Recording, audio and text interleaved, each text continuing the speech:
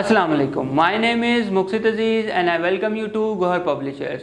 Our motto is redefining the geography of education through digital resources for conceptual learning. अब चलते हैं exercise की तरफ. Exercise 6.2 classify each as acute, obtuse, right और straight angle.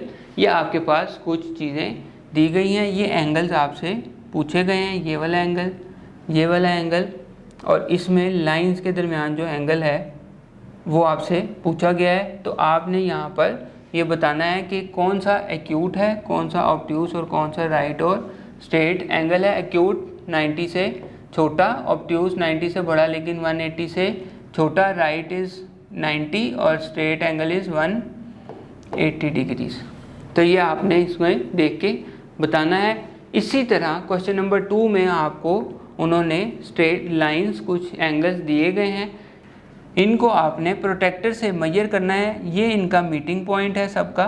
तो meeting point पे protector का डॉट आपने प्लेस करना है और जो प्रोटेक्टर की स्ट्रेट लाइन है वो इस लाइन पर होनी चाहिए और फिर आप इनका एंगल जो है वो मेजर करेंगे. ध्यान बस ये रखना है कि दोनों लाइंस के एरोस किस तरफ हैं, तो उस तरफ के ज़ीरो से आपने रीडिंग स्टार्ट करनी है.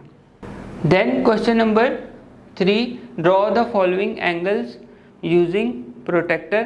आपने प्रोटेक्टर यूज़ करते हुए ये वाले एंगल्स जो हैं वो ड्रॉ करने हैं. तो एंगल्स ड्रॉ करने के लिए सबसे पहले आपको एक बेस लाइन चाहिए होगी. बेस लाइन आपने ड्रॉ कर लेनी है. फिर उसके किसी भी पॉइंट पे या इस पॉइंट पे या इस पॉइंट पे, जिस दोनों में से किसी एक पॉइंट पे आपने प्रोटेक्टर का जो क्रॉस है वो प्लेस कर देना है. और अगर आपने यहाँ से एंगल ड्रॉ करना है तो यहाँ से फॉर एग्जांपल 120 है तो यहाँ से 0 से आपने रीडिंग स्टार्ट करनी है, पढ़नी. और 120 कुछ यहाँ पर जाके आएगा. 120 का एंगल कुछ गालिबन इस तरह बनेगा.